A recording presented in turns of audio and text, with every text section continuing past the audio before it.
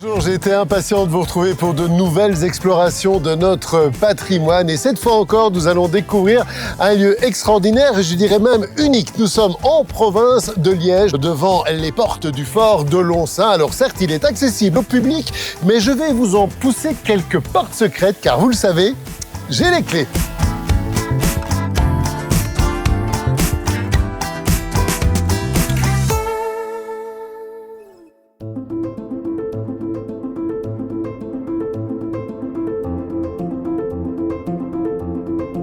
Et si on commençait par évoquer la fonction première d'un fort, il s'agit bien sûr d'assurer la défense d'une région ou d'une ville.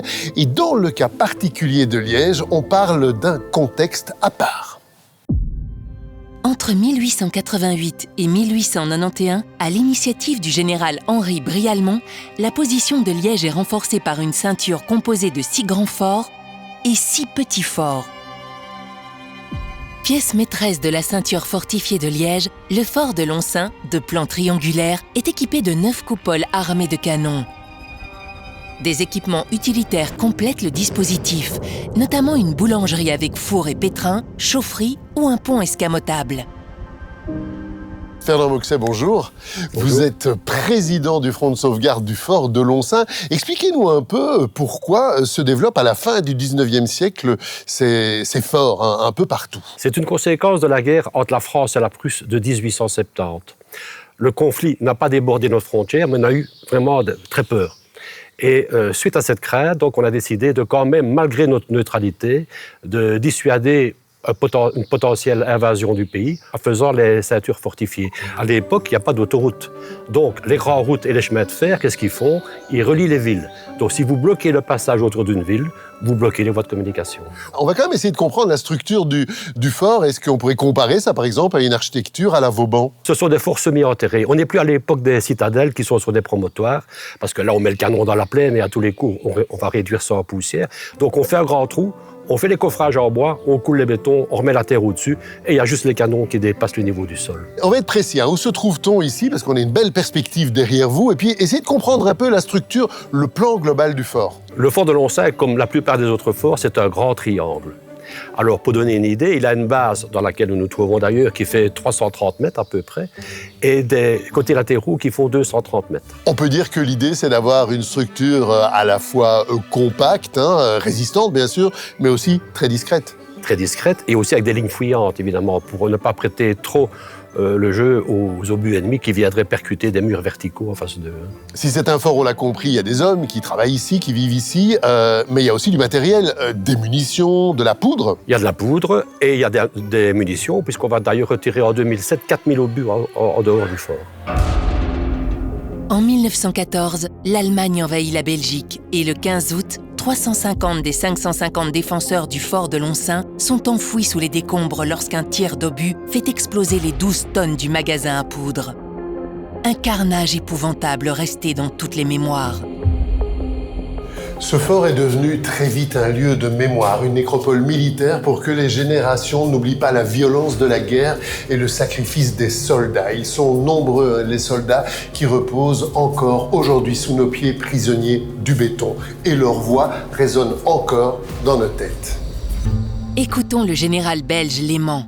Nous entendions arriver le projectile avec un bruissement d'air qui augmentait jusqu'au hurlement de l'ouragan pour se terminer dans un fracas formidable de tonnerre. D'énormes nuages de poussière et de fumée volaient ensuite au-dessus du sol qui tremblait. Et le général allemand, Ernst Kabich. Les soldats allemands d'avant-guerre ont montré que dès le premier jour, ils satisfaisaient aux plus hautes exigences. Mais ils ont aussi trouvé dans le soldat belge un adversaire dont l'état-major allemand n'avait pas d'abord estimé si haut la volonté de combattre. Colonel Fernand Gérard, bonjour. Vous participez à cette belle aventure de la sauvegarde du fort de Lonsaint. Nous sommes dans un paysage assez extraordinaire, avec un cratère. Mais d'où provient ce cratère? Alors, il faut savoir que l'artillerie allemande était très puissante, bien plus puissante que l'artillerie belge, qui datait de 1888. Et étant donné la résistance quand même importante de tous les forts, le plan allemand était en difficulté puisqu'il fallait passer rapidement à travers la Belgique pour prendre l'armée française en revers. Donc la rapidité était un objectif extrêmement important. Pour cela, ils ont développé en secret la Grosse Bertha d'un calibre de 420 mm, une arme très puissante puisque son projectile pesait 1000 kg et était capable de percer les voûtes en béton les plus importantes. Alors, on voit les coupoles aussi, et les morceaux de béton. La déflagration, on a dû l'entendre à des kilomètres de distance. Effectivement, non seulement on l'a entendu à des kilomètres de distance, mais elle a provoqué un énorme nuage de poussière et surtout, elle a renversé les coupoles et elle a tué un grand nombre de soldats qui étaient en service dans le fort, effectivement.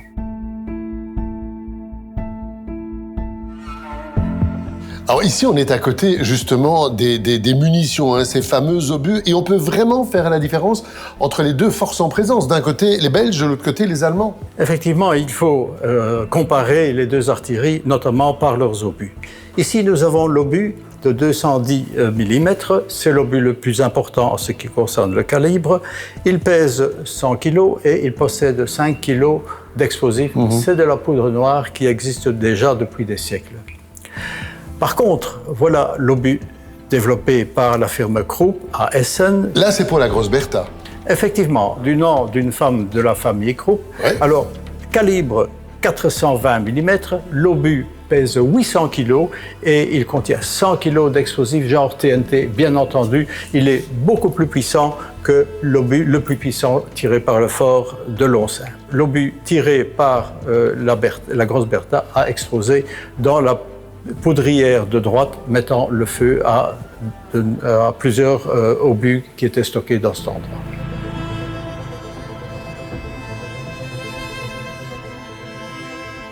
Fernand, où se trouve-t-on ici précisément? Nous sommes dans le bureau du commandant du fort, le commandant Nansen, que nous avons ici près de nous d'ailleurs. C'est lui. L'idée, c'était de recomposer la manière de vie, parce qu'il y a différentes pièces qui sont meublées. C'est ça, c'est donner l'idée de ce qu'étaient ces locaux aussi et quel était leur usage à l'époque. Alors Fernand, c'est pas uniquement pour vous faire des compliments, mais quand on arrive ici, en tout cas moi c'est le cas, je suis vraiment épaté par l'entretien, par la façon dont les choses sont présentées, et tout ça repose sur une équipe de bénévoles. Uniquement des bénévoles. Et c'est grâce à eux que le fort est ce qu'il est aujourd'hui. Parce que dans les années 70, il était quasiment à l'abandon, je dirais même pillé. Et c'est à ce moment-là que l'association s'est créée. Ils ont relevé leurs manches, ils ont défriché le fort, ils ont fait en sorte qu'il présente un visage tel que celui d'aujourd'hui. C'était quoi la volonté au début? Préserver le patrimoine, bien sûr, mais aussi perpétuer la mémoire? Tout à fait. Ça, c'est l'essentiel d'ailleurs. Le patrimoine, c'est une chose, mais surtout la mémoire. Et aujourd'hui, c'est aussi et surtout peut-être rappeler que la guerre, ce n'est pas seulement arrivé à 10 000 km d'ici, mais que parfois ici, nos aïeux ont dû prendre les armes pour défendre nos libertés. Il y a aussi la volonté de faire connaître ce fort, même au-delà de nos frontières. Je pense aussi à l'action de la UAP par rapport à la reconnaissance de l'UNESCO, c'est important? Oui, tout à fait. Nous sommes reconnus par l'UNESCO, comme d'autres sites. Mais il y a deux forts, en fait, qui sont reconnus par l'UNESCO. Le fort de Lonsin et le fort de Douaumont à Verdun. En fait, il y a aussi tout l'aspect de la vie quotidienne. Il y a l'hygiène, quand même. Bien sûr, bien sûr. D'ailleurs, ici, ce sont les douches. Ici, on découvre quand même la puissance de l'explosion, puisque à un moment donné, ils ont décidé de diminuer la hauteur des fenêtres en mettant un lit de poutrelle et en coulant un bloc de béton au-dessus. Et lors de l'explosion, les matériaux extérieurs sont venus se jeter avec une telle violence sur le mur extérieur qu'ils ont expulsé le bloc de béton qui était là, là-bas. Ah, ça, c'est le bloc de béton qui se trouvait là. Il était là. C'est impressionnant. C'est incroyable. Il valait mieux ne pas être en dessous. Clairement. Fernand, il y a aussi tout l'aspect, c'est militaire, il y a aussi des punitions, je suppose. Comment ça se passait? D'ailleurs, voici les cachots ici. Ah, ça, c'est un cachot. C'est un cachot, oui. Il y en avait 4 au départ, mais ils en ont supprimé 2. Puisqu'il existe bien d'autres moyens de punir que de mettre au cachot. Tu comptais rentrer chez toi le week-end? Ah oui. Bien non, tu vas rester avec nous autres. De corvée. De corvée. C'est ça. Parmi les lieux les plus émouvants du fort figure sans aucun doute la crypte. Aménagée à l'étage supérieur de l'ancien coffre de tête, elle renferme 48 caveaux et fut inaugurée dès 1921. Fernand, la crypte est un endroit très particulier et c'est ici qu'ont été enterrés tous les morts du fort de Lonsin. Non, pas tous, tous ceux qui ont été retrouvés. Beaucoup n'ont pas été identifiés, on le sait, mais même si c'est un peu injuste, si on en choisit une histoire à raconter, un destin, ce serait lequel? Je penserai à Louis Noé. Louis Noé est ici. Ouais. Alors, c'est un soldat de carrière qui est venu habiter à Loncin, puisqu'il était au fort de Loncin, qui a épousé une jeune Loncinoise. Et ils ont une petite fille qui est née en 1913. Et il va trouver la mort dans l'explosion du fort. Et la petite fille a grandi, évidemment. Il est décédé à l'âge de 93 ans, je crois. Et toute sa vie, elle a vécu dans le culte de son papa. Et d'ailleurs, quand elle est partie en maison de repos, la famille raconte que la seule photo qu'elle a prise en maison de repos, c'était celle de son père. Mais comment elle est identifiée? Alors, quelques mois après le décès de sa fille, on enlève les munitions ici en dessous du fort. Et on trouve en dessous d'un gros bloc de béton des ossements avec toujours l'alliance à l'os du doigt. Et c'était l'alliance de Louis Noé. Donc c'est comme ça qu'il a été identifié. Je vous avais promis de vous faire découvrir des lieux d'habitude inaccessibles au public. Eh bien, je tiens ma promesse. Je vous emmène dans une coupole de tir presque intacte. Ah ben ça se mérite, hein? D'accord. Je vais où là, Fernand? Eh bien voilà, on monte. Hein. On monte? Oui.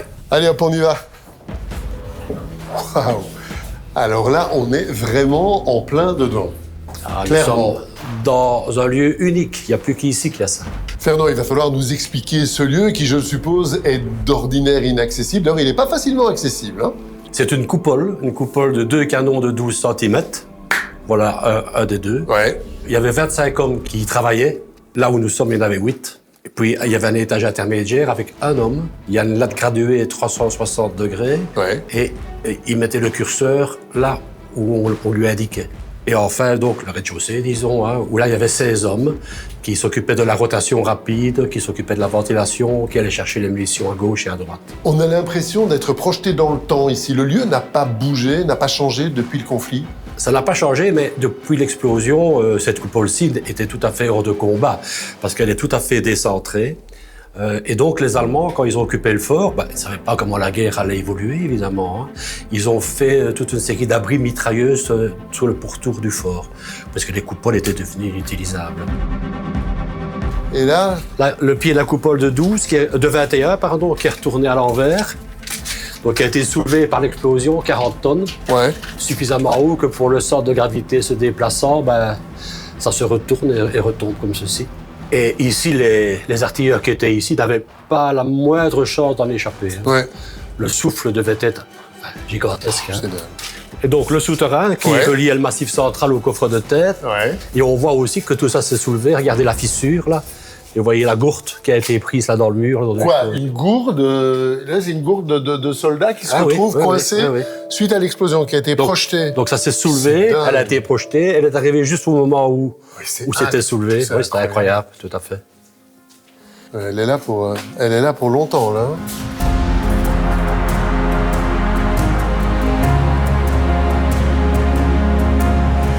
Voilà, j'espère que vous avez apprécié autant que moi cette visite et que vous avez ressenti l'émotion qui existe dans ce lieu. Respecter et entretenir notre patrimoine, c'est aussi retenir les leçons qu'il nous donne pour le futur.